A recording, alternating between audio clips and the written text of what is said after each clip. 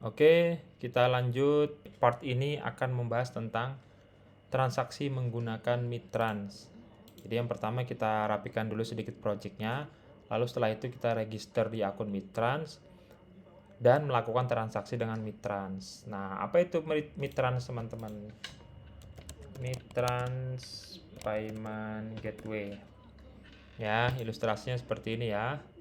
Cari gambarnya. Nah, ini ada gambarnya ya.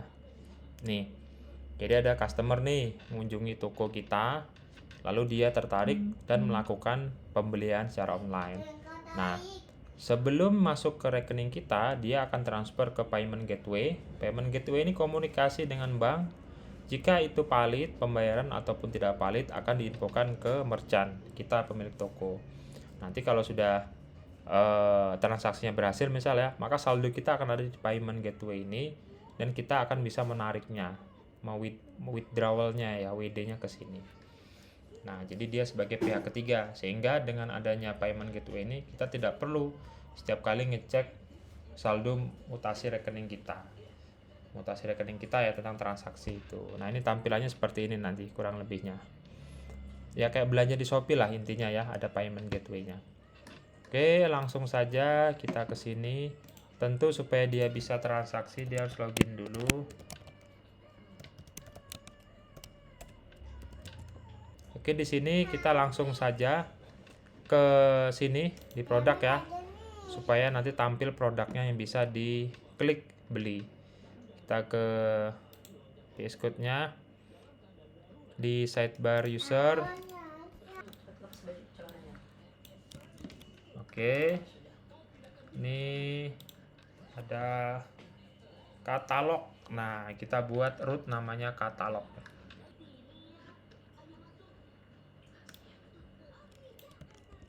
Nah, ini dia terformat otomatis. Jadi ini ku sambung lagi karena terformat otomatis. Seperti ini ya. Oke, sudah ada rootnya. Lalu kita buat kelas katalog di controller. Kita taruh di bawah saja, di bawah sini. Spesial milik user. Jadi katalog user ini dia menampilkan produk yang akan di view nanti di halaman user page produk katalog. Nah, di sini kita masih belum punya ya katalog di user page.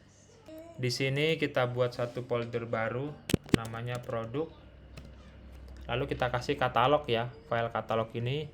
Katalog itu isinya kita samakan dengan welcome blade, jadi kita copy aja. Taruh dalam sini. Lalu ini kita rename menjadi katalog. Nah, seperti ini. Nah, ini. Nah, import edge deep. Nah, di sini. Seperti ini. Kita coba refresh, klik produk. Nah, tampil sudah. Lalu kita klik detail. Detail ini masih ngambil dari admin ya. Ini kita ambil dari user, kita perbaiki. Jadi kita perlu di sini sebuah file lagi namanya, kita ambil dari ini aja, show. Nah, show ini kita copy, kita taruh di sini. Oke, show sudah. Lalu kita ke root. Nah, kita ambil yang ini. Oke, kita rapikan.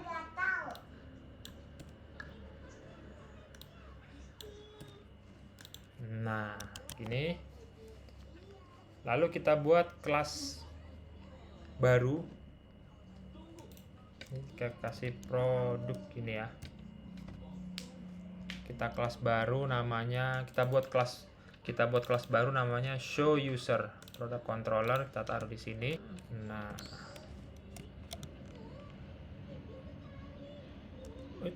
oke, itu ya. Kita coba cek.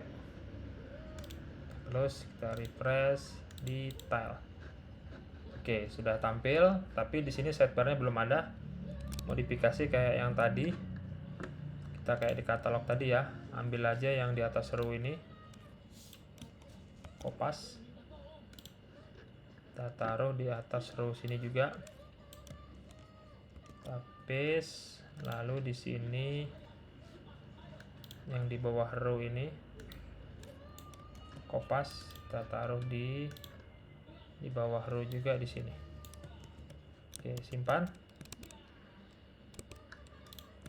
Kita refresh, sekarang sudah ada sidebar-nya.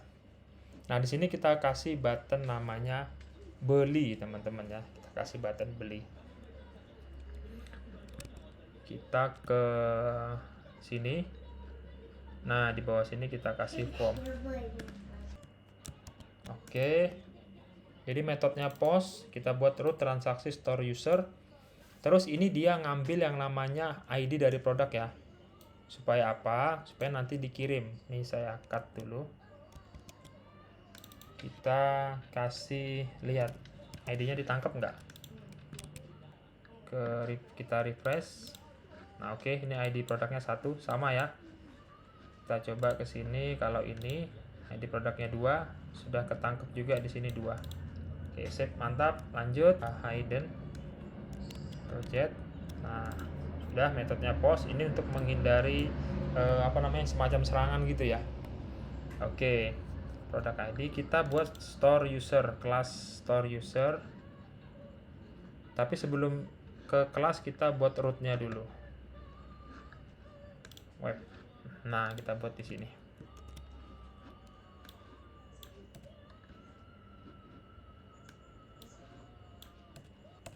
Oke, store user. Terus kita buat di product controller sini. Nah, tutup dulu. Nah, kita buat seperti ini ya. Terus store user ini kita harus buat namanya table transaksi. Table transaksi untuk menampung transaksi di proses store ini. Ini sudah aku buat tadi sebenarnya ya. Nah, create transaksi table, enter. Nah, ini sudah muncul, perbarui di sini. Nah, jadi kolomnya ada transaksi ID, ada user ID, ada ID ini untuk nampung produk, order ID ini untuk menampung semacam nomor invoice, harga, terus statusnya ya pending atau sukses nanti, dan snap token. Snap token ini nanti kita ambil dari kiriman dari Mitrans-nya. Ini untuk mencocokkan data dengan Mitrans. Masalahnya di tabel user itu yang kita buat sebelumnya itu ID ya, bukan user ID, sehingga di user ada ID, di produk ada ID. Nah, ini nanti bentrok.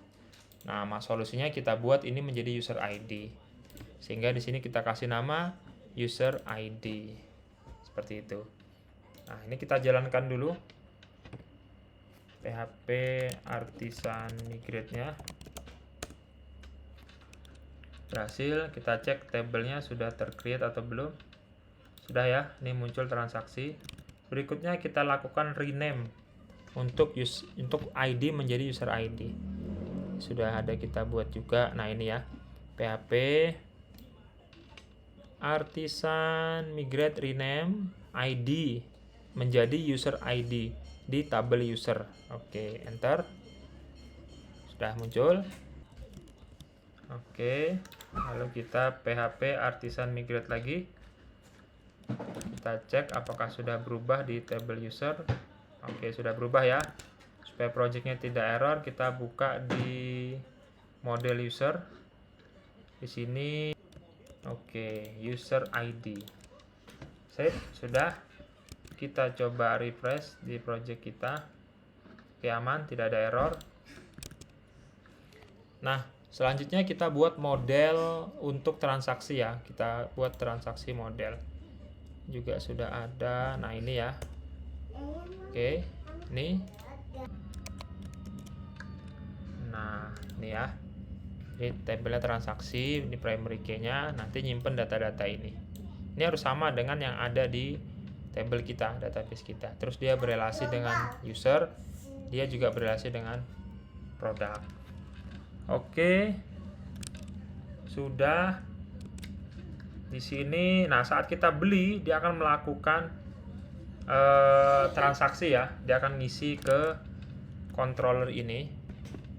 Jadi controller ini nanti akan kita close. Nah, nanti akan ngisi ke sini. Nah, karena dia sudah harus komunikasi dengan Mitrans, maka kita harus install Mitransnya dulu, dependensi Mitransnya. Kita cari Mitrans Payment Gateway GitHub. Oke, ini ya. Kita pilih yang PHP. Terus di sini kita ikuti cara instalasinya. Nah, ini instalasinya. Kita copy, kita pastekan di terminal. Ini kita bersihkan dulu ya. Oke. Enter. Proses. Oke, sudah berhasil install dia. Lalu berikutnya kita cek di composer.json apakah sudah tertambah. Composer.json. Nah, di sini. Oke, sudah tertambah ya. Sudah berhasil. Berikutnya kita akan daftarkan kode Mitrans ini ke coding kita. Kita buat satu file baru. Di sini kita taruh di config, kita buat file baru namanya mitrans.php. Oke. Nah, ini ya. Oke. Jadi ini supaya tidak di hardcore langsung di sini, kan seharusnya tadi isinya gini ya. Nah, ini ya, tapi supaya aman, ini kita kasih juga di env kita. Nah, di sini. Ini kita enter. Nah, sudah muncul Mitrans. Oke, client production. Oke. Nah, berikutnya kita akan isi ini, teman-teman. Isi ini harus register di Mitransnya. Jadi kita harus ke Mitrans. Klik ini. Lalu pilih daftar sekarang. Daftar via website. Nah, di sini isi aja nama tokonya, nama Anda, lalu emailnya, email aktif ya, karena nanti akan masuk kode verifikasi, nomor HP, terus centang yang ini, individu ya. Kalau ini nanti ingin mengaktifkannya banyak dokumen yang diperlukan. Isi passwordnya. Oke, kalau sudah berhasil, login saja. Tampil production. Production ini kalau nanti website kita sudah di hosting dan siap menerima transaksi yang sebenarnya. Karena kita transaksinya masih dummy uji coba, kita pakai yang namanya sandbox. Kalau sandbox ini transaksinya nggak pakai uang beneran, tapi kalau production itu kita harus transfer beneran nanti. Nah, untuk sandbox dan production perbedaannya apa? Nanti tinggal di sini saja. Di pengaturan, lalu ke access key. Kita ambil yang ini untuk sandbox. Client key kita copy, taruh di sini. Nah, ini client key. Terus server key kita copy, kita taruh ke sini. Nah, nanti kalau kita sudah upgrade menjadi production, tinggal ini aja dirubah. Caranya ambil di sini production, lalu pilih yang access key ya, maka copy yang dua ini. Nah, cukup begitu saja. Baik, lanjut. Karena itu sudah tadi, kita ke controller. Di sini kita perbaiki out user sama model transaksi. Oke, sudah aktif. Jadi ini ngambil dari yang show tadi, teman-teman ya. Nah, ini dari kiriman yang ini, product ID ini. Lalu ditangkap di sini ya. Di sini. Terus kita mau declare nih. Kita mau retrieve data produk itu berdasarkan ID ini. Jadi kita akan menampilkan data produk berdasarkan ID yang dikirim. Lalu kita juga simpen data si user yang sedang login. Terus kita buat order ID dari kata order, strip, time atau waktu saat transaksi.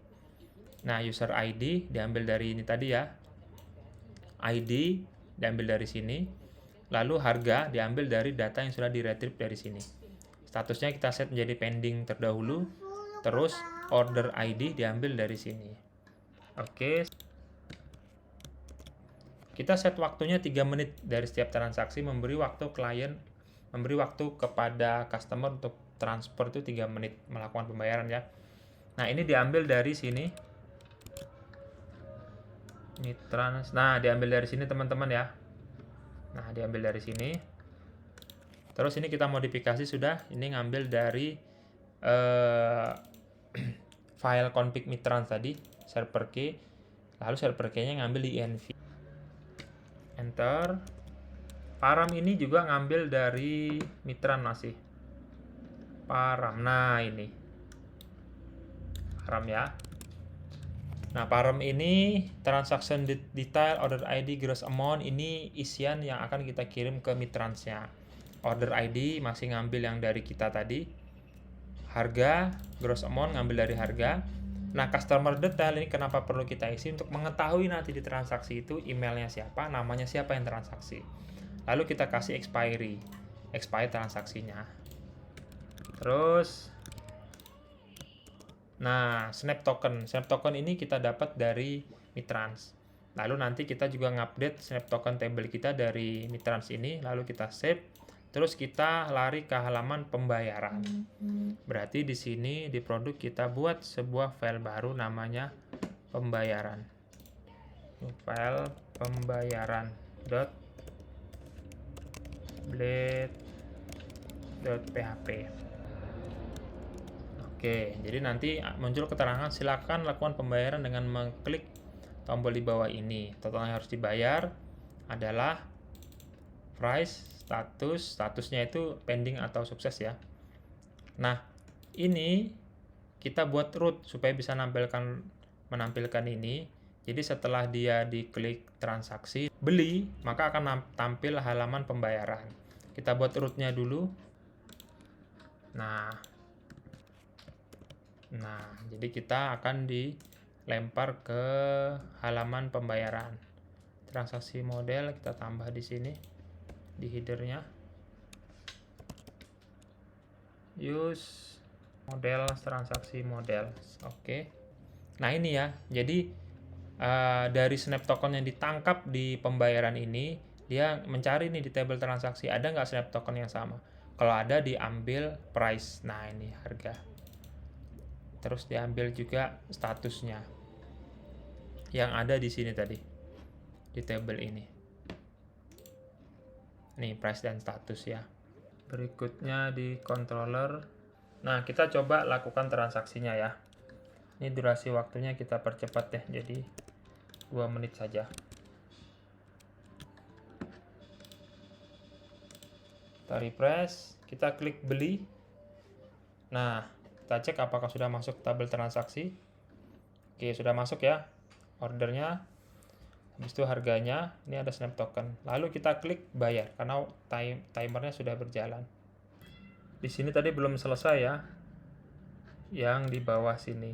Nah, di halaman pembayarannya. Halaman pembayaran ini, kode ini ngambil dari Mitrans juga. Yang ini teman-teman. Nah, ngambil dari yang ini. Ini ya. Nah, tapi masih versi bahasa Inggris. Ini ku copy aja dari yang sudah ku edit. Oke. Jadi dia akan mengarahkan ke Mitrans client key dan Mitrans wrap URL tadi, si sandbox tadi. Oke, semoga belum habis waktunya. Kita klik bayar sekarang. Nah, muncul, tapi waktunya mau habis. Kita coba ya, klik return reload. Oke, gagal ya karena oke, nggak apa-apa. Ini kita close, kita transaksi lagi, detail, terus beli. Kita klik bayar sekarang. Nah, klik QRIS, kita copy image address-nya, lalu kita buka simulator QRIS. Kita paste di sini, scan, sudah terdeteksi, kita bayar. Kita coba lagi. Oke, sudah berhasil. Kita cek. Kita tunggu beberapa detik, nanti akan keluar responnya. Nah, payment sudah berhasil. Di sini statusnya masih pending ya. Nih, transaksi yang ini ya. Tapi kita cek di halaman Mitrans kita ke transaksi. Nah, ini teman-teman. Ini sudah muncul ya. Kita cek datanya apa benar. Order ID ujungnya 838. Kita cek sama 838. Habis itu datanya pelanggannya tersimpan ya namanya karena kita kirim pakai Params tadi. Lalu ada emailnya juga. Rincian produknya ada email. Rincian pengirim ya. Produknya ini bisa kita masukkan di Param tadi juga seharusnya ya. Oke, ini berhasil. Sudah. Nah, kalau misalnya kita transaksikan dan kita tidak bayar, nanti akan statusnya menjadi kadaluarsa. Contoh, kita ke produk, detail, kita beli, bayar sekarang, kita klik, tapi kita tidak lakukan pembayaran pakai QRIS simulator tadi. Nah, sudah expired. Pembayaran gagal, silahkan coba lagi. Oke, kita ke sini. Datanya masuk ya, tapi ini kan seharusnya berhasil ya, karena sudah sukses dan ini seharusnya expired. Kita cek di Mitransnya.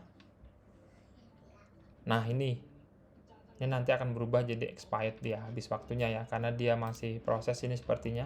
Oke.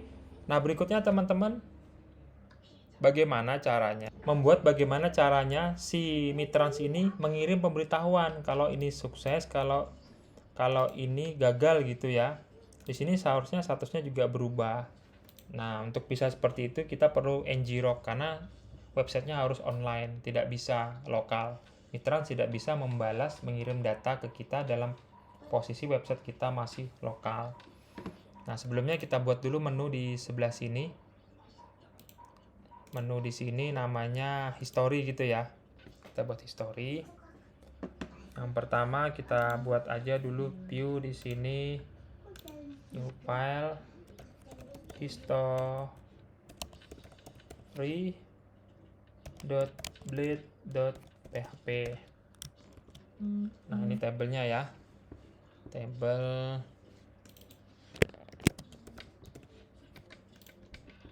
ini adalah produk yang ditransaksikan.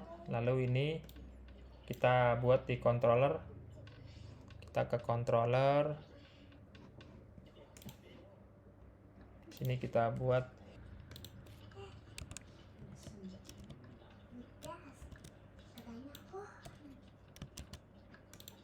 lalu kita buat di rootnya.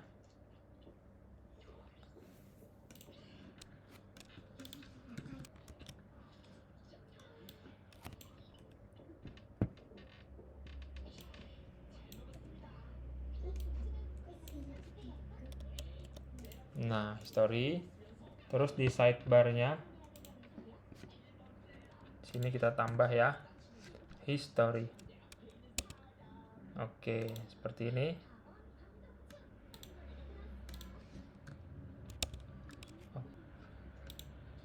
Oke, sudah tampil ya. Terus berikutnya kita download yang namanya ngrok teman-teman. Ngrok. Oke, di sini sign up dulu ya. Sign up dulu, lalu isi data teman-teman. Bisa pakai GitHub, loginnya juga bisa pakai Google. Nah, seperti itu. Nih, aku coba login. Kode, kita buka Google Authenticator. Ini terinstall di HP ya. Nah, teman-teman bisa download di sini. Ini karena Mac ya terdeteksi. Teman-teman download dulu. Nah, setelah ini terdownload, teman-teman install. Nah, untuk menjalankannya saya install di terminal saja. Nah,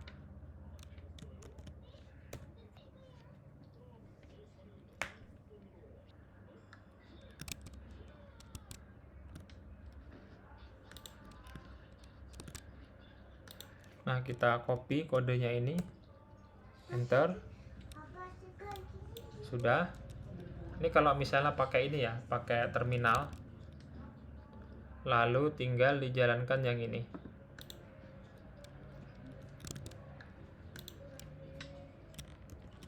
Ngrok http, ini kita copy dari browser kita. Nah, copy ini.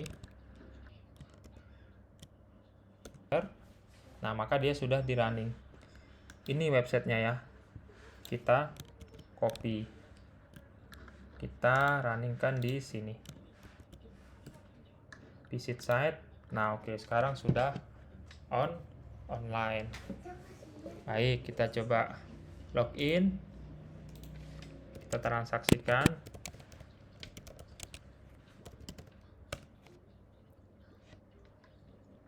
Send anyway. Never, product. Kita klik detail. Nah, masih sama ya, tampilannya juga masih sama. Nah, berikutnya melanjutkan supaya dia bisa mengirimkan notifikasi ke kita, teman-teman. Maka kita harus membuat sebuah function namanya callback. Callback itu juga ada informasinya di sini ya. Di dokumentasi Mitrans-nya ada. Nah, ini namanya callback.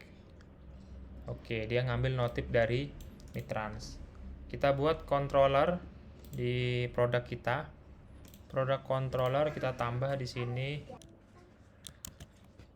Nah, ini masih sama ya, kopian dari yang sebelumnya juga. Nah, sama seperti ini diambil. Header ini harus ditambah. Nah, terus dia ngambil notif. Terus notif itu diterjemahkan menjadi nih, transaction status diambil dari notif itu ya, order ID, status, gross, signature key itu diambil semuanya dari Mitrans. Terus ini perlu teman-teman kita hitung ulang signature, fungsinya untuk memastikan transaksinya benar. Nah, terus karena dia ngambil dari order ID, nah order ID kan sama ya dengan Mitrans ya, lalu dia mencari transaksi yang dengan order ID yang sama, statusnya seperti apa. Apakah settlement? Kalau settlement ini sukses artinya ya. Kalau sukses, maka akan mengupdate di table kita menjadi sukses. Tapi kalau misalnya statusnya di Mitrans expiry atau expired, maka akan mengubah di sini. Ini kita ubah saja ya. Bahasa Indonesia sukses. Ini kada luarsa gitu aja. Oke. Nah, terus ini agak rumitnya di root-nya, teman-teman. Root itu tidak bisa dia digabung di web, tapi dia harus membuat sebuah root sendiri. Jadi kita buat root di Mitrans kita. Kita buat root baru namanya api.php. Nah, disinilah kita taruh rootnya. Mitrans callback, kelasnya callback, lalu linknya sebagai Mitrans callback. Kalau kita taruh di web, nanti dia menolak karena ada CSRF yang diperlukan, sehingga kita perlu namanya API ini, teman-teman. Nah, terus di API ini juga tidak berhenti di sini, kita harus ada setting di sini. Copy saja, lalu kita rename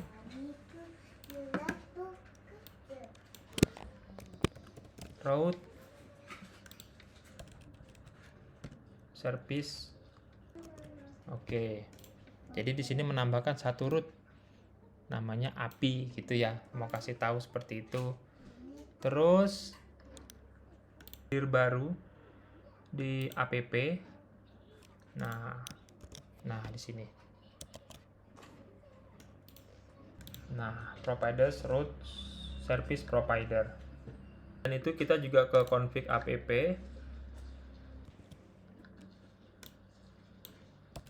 Nah, seperti ini.